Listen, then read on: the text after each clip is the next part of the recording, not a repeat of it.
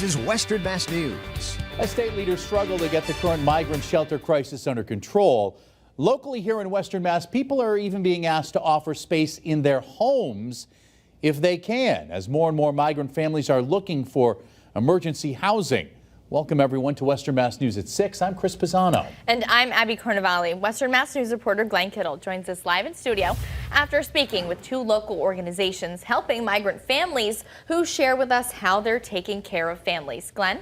Yeah, Chris, Abby, the United Way of Pioneer Valley and Jewish Family Services in Springfield are both doing their part to help people put a temporary roof over their heads. But the recent uptick in a need is making this a tougher task than anticipated.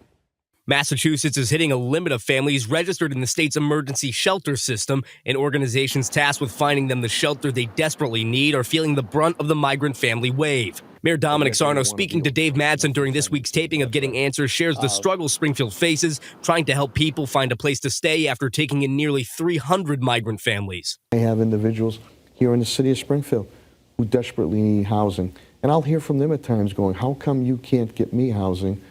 But if a migrant family comes in, they're able to get housing. But it really stems that the federal government needs to get their act together. The United Way of Pioneer Valley has joined the effort to find temporary housing for families, and the Jewish Family Services of Western Massachusetts is calling on residents to consider opening their homes to families if they can. The organization's CEO, Rabbi James Green, tells Western Mass News a steady stream of migrants are seeking shelter through them, and at least 24 volunteers have offered to house those in need of short-term stays. If we could find some temporary housing options so that folks who were coming into the region who still needed temporary housing while awaiting access to the longer-term emergency sheltering system had a place to stay that was warm and safe. The volunteers who are offering rooms go through a heavy vetting process, and each family is matched with a homeowner to make sure the housing is a good fit. Green adds the work is crucial to keeping these families safe and integrating them into communities in Western Mass. The services that we provide are, I think, critical to helping folks integrate into the community more successfully.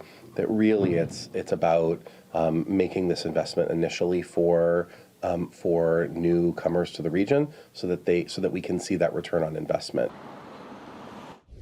The United Way of Pioneer Valley is inviting nonprofit organizations with established emergency shelters to apply for grants to help migrant families. We'll have a link to that on our website at westernmassnews.com. Reporting live in the studio, Glenn Kittle for Western Mass News.